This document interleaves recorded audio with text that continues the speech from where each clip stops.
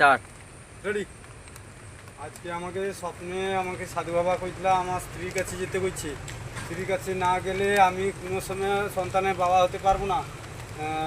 সূর্য উদয় হলে আমি পারবো না। ভগবান আমাকে একটু পক্ষীরাজ দাও, আমি চলে যাই।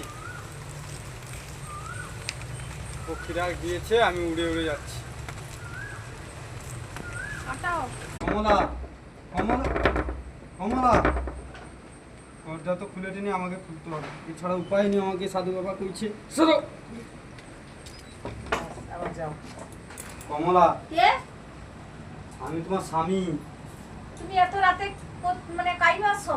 আমি বনবাস নাসি। সাধু বাবা কইছে যে সন্তানের মা হতে পারবানি, সন্তানের মা হলে তারপরে আমি চলে যাব তোমার সাথে। আমি আজকে দেখা টাকা করে চলে যাব। আচ্ছা ঠিক আছে স্বামী, তুমি চলে এসো। বাড়ি যাও, বাড়ি। তুই বালতো শুধু তাহলে কমলা কি করে উঠে যাবো আমি? বন্ধ করো। মা এত বেলা হয়ে গেছে, বলো মানে অনেনি বেবি চালিনি শয়তানি, তুই কি করে শুয়ে আছিস?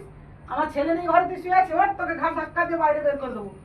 চলছো মা? কি হয়েছে, কি হয়েছে মা? আমার ছেলে নেই, তুই বেবি চালিনি শুয়ে আছিস, তোর কাছে কে পর পুলিশ এসেছিল? বেরো এখান থেকে, তোকে না মা, বনবাসে আমি দিয়ে আসি। কিছু করিনি গো মা, চল, আমাকে তোকে মিথ্যা বনবাসে কথা দিয়ে বলোনি, আসি। আমি আর যাবনি গো মা। তোমাকে বনবাসে যেতে হবে, চলো তোমার না হলে হবে না, আমার ছেলে নেই। আমি কিছু করিনি গো মা, আমাকে বেরো। সত্যি কথা বলছি, আমি কিছু করিনি, আমাকে চল, বাস।